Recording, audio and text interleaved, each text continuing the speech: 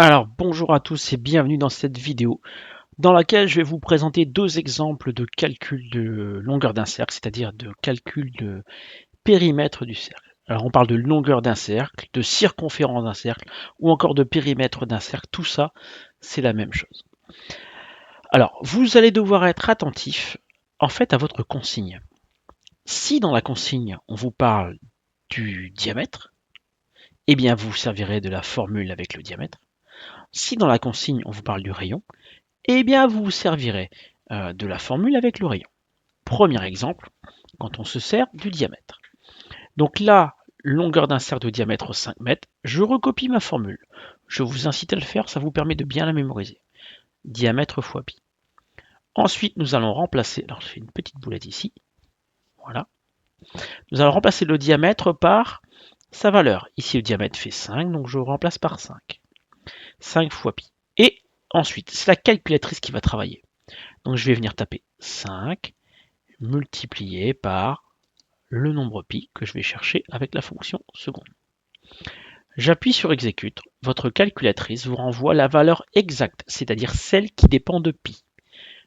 Il faut la noter. Vous pouvez même déjà ici mettre votre unité qui est le mètre si vous le souhaitez. Pour avoir une idée de la valeur approchée, on va appuyer sur format, décimal, et là nous avons le début de la valeur à virgule avec l'infinité de chiffres après la virgule. Pour le rendre l'arrondi, tout dépend de votre énoncé, ce qu'on vous demande. Alors là, on va arrondir un chiffre après la virgule. Comme nous sommes en mètres, ici, on est en décimètres, ce qui fait 15,7 mètres. Pourquoi 7? Parce que derrière le 7, c'est un 0. Et donc, quand le chiffre d'après est 0, 1, 2, 3 ou 4, on ne change pas le chiffre 7. Si le chiffre d'après était 5, 6, 7, 8 ou 9, eh bien le 7 ici passera à 8. Voilà pour le cas où on vous parle du diamètre. Pour le cas où on vous parle du rayon, donc là un rayon de 3 cm, je recopie la formule avec le rayon. 2 fois pi fois rayon. Je remplace le rayon par sa valeur, puis je vais tout venir taper sur ma calculatrice. Donc 2 multiplié par pi multiplié par 3. Là encore, la calculatrice renvoie la valeur exacte qui est 6 pi. Alors, on va anticiper un petit peu sur le cours de cinquième. En fait, le pi, c'est une lettre fixe. En cinquième, vous verrez que vous n'êtes pas obligé d'écrire le signe fois quand il précède une lettre. Donc en fait, 5pi, c'est pareil que 5 fois pi. Il y a juste que le fois est sous-entendu.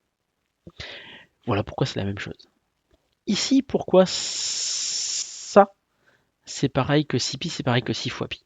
C'est parce qu'en fait, quand vous n'avez que des multiplications, vous avez le droit de changer la position des facteurs.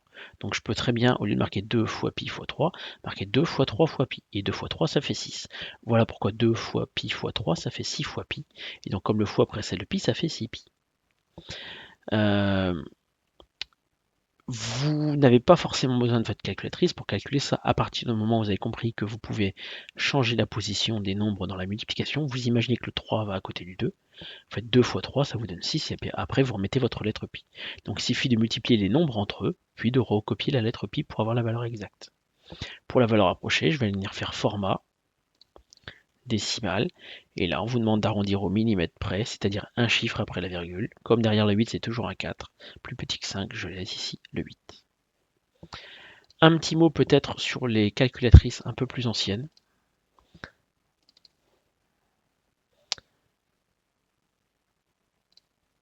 Voilà. Le nombre pi, vous allez le retrouver ici en jaune au-dessus de la touche x10. Donc, hop, quand je l'affiche et que j'appuie sur exécute, pour avoir une idée de la valeur approchée, il faut appuyer sur SD. C'est exactement le même fonctionnement que pour l'autre calculatrice. Au niveau de l'affichage, c'est juste la position des touches qui change. Pour venir taper 5 fois pi, donc je vais faire 5 fois seconde pi. J'appuie sur exécute et j'appuie sur SD pour avoir une idée de la valeur approchée. C'est un petit peu plus rapide que sur l'autre calculatrice, je trouve. Pareil, hein, pour 2 fois pi fois 3, j'appuie sur exécute, puis sur SD pour avoir une idée de la valeur approchée. Voilà, j'espère que cette vidéo vous aide à mieux comprendre comment on calcule le périmètre d'un cercle. Petite blague pour ceux qui ont écouté la vidéo jusqu'au bout. Est-ce que vous savez quelle est la différence entre un chewing-gum et un avion? Eh bien, un chewing-gum, ça colle, et un avion, ça décolle. À bientôt dans une prochaine vidéo.